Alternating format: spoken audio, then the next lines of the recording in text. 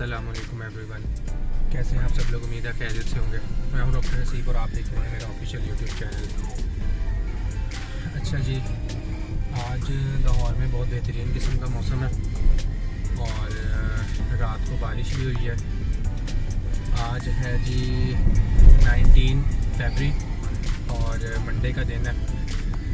Daily की तरह अपने काम पे जा रहे हैं हम लोग और पिछले कुछ दिनों से मुल्क की सियासत के अंदर जो एक तूफ़ान आया हुआ है, उसी तरह रात को एक वैसे बारिश का तूफ़ान भी आया है।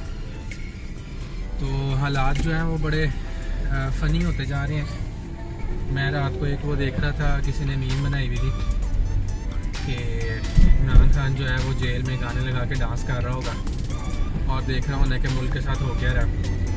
सीन ऐसे हुआ है कि मुल्क के अंदर जो हालात है, जिस तरह इकॉनमी जो है वो अनस्टेबल हुई हुई है, हर चीज़ जो है वो तबाह हो रही है, हर इदारा तबाह है और सबको पता है कि आर्मी की कितनी ज़्यादा इंटरफेरेंस है गवर्नमेंट के अंदर, गवर्नमेंट के हर सेटअप के अंदर।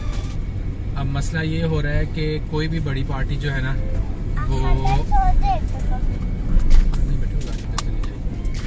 जो भी बड़ी पार्टी है ना वो फेडरल में गवर्नमेंट नहीं लेना चाह रही। अब इन लोगों ने मजाक बनाया हुआ है। आर्मी वाले जो है ज़ाहिर है उन्होंने गवर्नमेंट जो है वो डिस्ट्रीब्यूट करनी है आगे। तो वो नून लीग को कहते हैं कि जी आप पंजाब अगर लेना चाह रहे हैं, क्योंकि मरीम नवाज़ को बड़ा शौक़ है चीफ मिनिस्टर बनने का। उसका ज़िंदगी का एक ही मकसद था जब वो पैदा हुई थी, जब नर्सरी में भी थी वो वहाँ पे हॉस्पिटल में, तब भी उसने डॉक्टर को यही कहा था कि मुझे बस CM बनना है और मेरी ज़िंदगी का कोई मकसद नहीं है।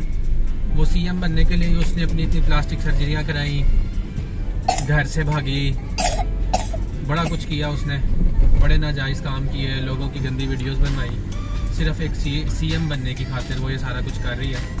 तो मरीम नवाज़ को बड़ा शौक़ था कि जी मैं किसी तरह CM बन जाऊँगा, बाकी दुनिया जाए बाहर में, फेडरल गवर्नमेंट जाए बाहर में। उसने इवन अपने अब्बे और चाचे को भी बाहर में डलवा दिया। वो कहती है बस मुझे चीफ मिनिस्टर बना दो पंजाब का और मुझे कुछ नहीं चाहिए। आर्मी वाले कहते हैं ना बेटा ऐसे तो नहीं होना। वो कहते हैं कि अगर आपने पंजाब गवर्नमेंट लेनी है तो फेडरल भी ले। फेडरल हम किसको देंगे? वो जरदारी साहब जो है वो अच्छे खासे चलाक, वैसे मैं मानता हूँ जरदारी जो है ना वो सही पॉलिटिशियन है। वो कहते हैं मैंने गवर्नमेंट ही नहीं लेनी और बिल्कुल ठीक ही है। वो बेटे उधर दरवाजे में कपड़ा पड़ा उसे। जो पीपल्स पार्टी है उन्होंने तो फेडरल गवर्नमेंट लेने से इनकार कर दिया और उनको है कि चलो हम बस सिंध में ही रहे ना तो हमारा काम ठीक है। उन्होंने वहीं पर जितना खाना खुना होता है वो खा लेते हैं। वो कहते हैं कि हमने फेडरल गवर्नमेंट में नहीं आना। दूसरी तरफ से वो नवाज शरीफ जो है उसको पता लगा कि उसको मुल्क में कितने छितर पड़े हैं आवाम से। वो कहते हैं मैंने भी फेडरल में नहीं आना, क्योंकि उसके जितने बड़े जो है कोलीग्स जो हैं पॉलिटिक्स में, सब ने ये कहा है कि इस मौके पर फेडरल गवर्नमेंट ना लें, मुल्क का बड़ा हालात ख़राब है। लेकिन वो जो मरीम नवाज़ है ना वो फंसी हुई है। वो कहती है मैंने पंजाब गवर्नमेंट लेनी है। अब आर्मी कहती है कि पंजाब गवर्नमेंट तो हम इस किरली को दे देंगे, मेकअप वाली किरली को, लेकिन हम फेडरल गवर्नमेंट किसको देंगे? फेडरल गवर्नमेंट लेने के लिए बस एक ही बंदा तैयार बैठा है जो कि खुद भी भूखा बैठा हुआ था इक़्तिदार का, और वो है जी चाचा टिड्डा। चाचा टिड्डा कहते हैं शहबाज शरीफ को। शहबाज गिल जो है हमारे PTI के एक लीडर, उन्होंने उसका नाम रखा है चाचा टिड्डा। वो जो भी उनका मजाक है आपस में। तो चाचा टिड्डा जो है वो फ़ौरन तैयार हो गया। उसने कहा चलो मेरे भाई को कराओ खुडे लाइन, आप ना मुझे ही बना दें वज़ीर आज़म बना दें। उसने जाके बड़ा तरला मिनता किया, सुना है आर्मी का और ISI वालों का बड़ा तरला मिनता किया। उसने कहा कि मुझे आप वज़ीर आज़म बना दें, मैं मुल्क चला लेता हूँ। मुल्क चलना क्या है उससे यार, देख लिया हमने पिछले 2 साल में क्या जलालत हुई है। तो बीच में कई बातें आ रही हैं कि वो शहबाज शरीफ चाहता था कि हमजा शहबाज बने CM पंजाब का, लेकिन वो आर्मी ने कहा कि उसके तो आगे पीछे कुछ नहीं है, ना उसकी कोई सुनता है, ना उसके पास कोई पावर है, ना कोई सीटें वो जीत सका है। तो उसको हम कहाँ बनाएं, क्योंकि सारी डील तो ऑलरेडी मरीम नवाज से हुई हुई थी। सारी जो इन्होंने ये गेम डाली है, लोगों को मारा पीटा है, कत्लो गारत किया है, औरतों के कपड़े फाड़े हैं, घरों में घुसे हैं, सारा मरीम नवाज के कहने पे किया है। जब उसको चीफ मिनिस्टर नहीं बनाना तो फिर भाई हमजा शहबाज कहाँ से आ गया बीच में? तो शहबाज शरीफ ने कहा चलो यार ठीक है मैं बर्दाश्त कर लेता हूँ, अपनी भाजी है ना, चलो देख लेंगे इसके साथ कर लेते हैं कितना को पुट लगी है।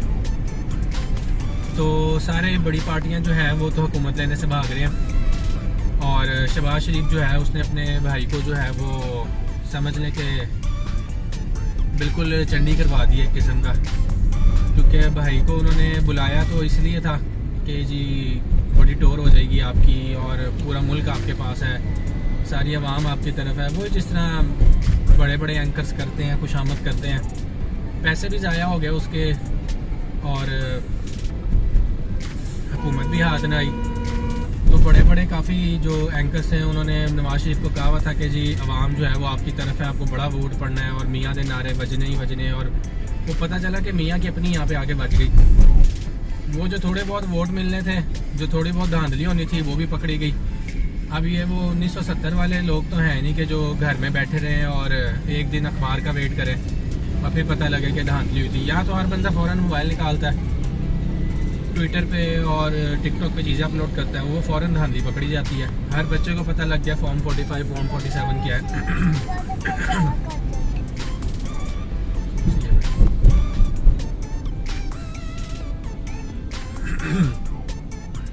अब जी हर किसी को पता लग गया, बच्चे बच्चे को फॉर्म 45 फॉर्म 47 क्या। आज तक हमें सिर्फ बे फॉर्म का पता था।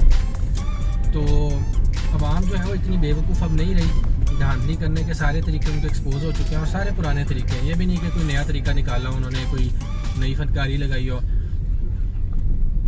कोई बॉलीवुड हॉलीवुड मूवी से ही देख लेते कि जी यार कैसे फनकारी करनी है जो पकड़ी ना जाए। फनकारियाँ भी इनकी फ़ौरन पकड़ी जाती हैं। तो वो नवाज शरीफ को तो उन्होंने कर दिया खुडे लाइन। पहले आर्मी ने नवाज शरीफ को ज़रा अच्छी तरह दिखाया कि जी तुम्हारी औकात क्या है। रिज़ल्ट जो ओरिजिनल थे वो उसको दिखाए। उसके बाद उसकी ज़रा दिल की तसल्ली के लिए रिगिंग शुरू की, लेकिन वो रिगिंग में आपको पता है अब पाकिस्तानी अवाम जो है वो फिर छोड़ती तो है नहीं किसी को। उन्होंने जी पीछा करना शुरू कर दिया। पोलिंग स्टेशन पे सारे जो RO ऑफिसर्स थे और जो प्रिजाइडिंग ऑफिसर्स थे, फॉर्म 45 फॉर्म 47 की कहानी है तो सबको पता ही है। तो वो नवाज शरीफ को अपनी असल औकात पता लग गई। वो अब तैयारी कर रहा है जी वापस लंदन भागने की। कुछ एंकर्स कह रहे हैं कि इसको भागने ना दें उसके बाद, वरना सारी ज़िंदगी कभी वापस नहीं आएगा। और कई लोगों का ये भी तज्जिया कि शायद आर्मी ने इसको बुलाया इसलिए है क्योंकि इसको यहाँ पे बुला के फंसाया जाए और दोबारा इसको बाहर ना जाने दें। क्योंकि इमरान खान तो बेचारा सीधा साधा शरीफ सा था, उसने बीमारी के नाम पर उसको जाने दिया। तरस आ गया, उसने कहा बेचारा गोलू से आया पाकिस्तान में ना मर मुर जाए। तो इमरान खान ने तो बाहर जाने दिया। लेकिन अब मुझे लग रहा है कि शायद ये इसको ना फंसाने के लिए सारा कुछ कर रहे हैं आर्मी वाले, क्योंकि ऑब्वियसली इसने आर्मी के बारे में बोला तो बहुत गलत है। काफ़ी आर्मी के ख़िलाफ़ बयान दिए हुए हैं। तो उम्मीद है कि आर्मी वालों को थोड़ा ख्याल आ जाएगा कि इससे भी इन्होंने बदला लेना है। चलो जी बेटे, आपका स्कूल आ गया।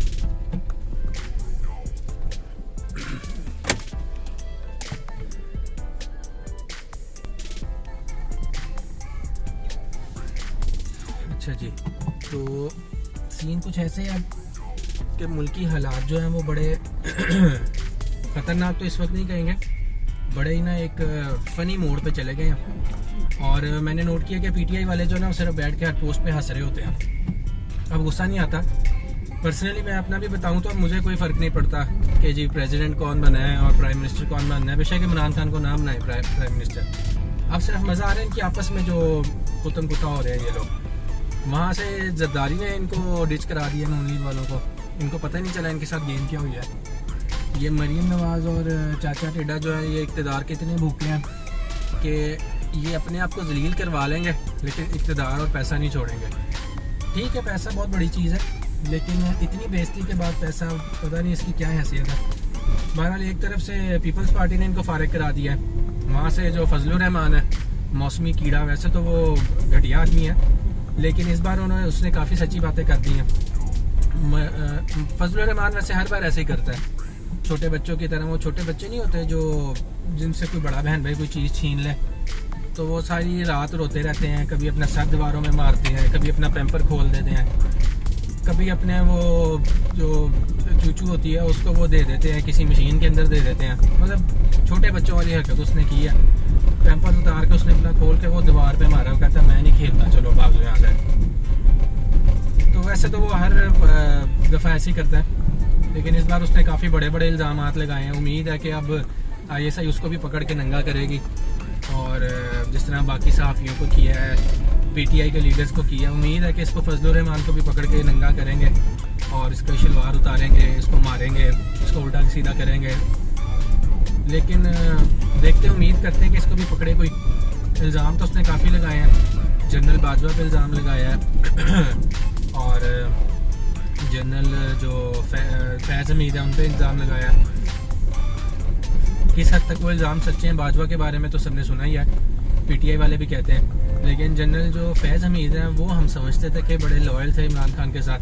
उनकी बातें पता नहीं अब सच हैं या नहीं है, ये अल्लाह जानता है। और बाकी ये है कि पीटीआई की तरफ से कैंडिडेट्स बड़े स्ट्रॉन्ग आए हुए हैं। अली अमीन गंडापुर जो है वो केपीके में चार्ज संभालने लगे हैं और वज़ीर आज़म के जो कैंडिडेट हैं वो पीटीआई की तरफ से आ गए हैं। इसके अलावा बलूचिस्तान के लिए आ गए हैं। तो गेम तो काफ़ी हैवी किस्म की ऑन हुई हुई है, देखते हैं आगे क्या होता है। उम्मीद तो यही है कि पाकिस्तान के लिए जो अच्छा होगा वही होगा और अल्लाह जो है हम सबको अपने हिफ्ज़ अमान में रखे। और हमारे जो पॉलिटिक्स में लोग हैं, जो इस्टेब्लिशमेंट में हैं, जो आर्मी में हैं, जो सब कुछ कंट्रोल कर रहे हैं, अल्लाह उनको भी हिदायत दे कि मुल्क का भी थोड़ा सा ख्याल कर लें। बहरहाल मैं पहुँच गया हॉस्पिटल, कल मिलते हैं एक नए लोग के साथ। मुझे इजाज़त दीजिए, अल्लाह हाफ़िज़।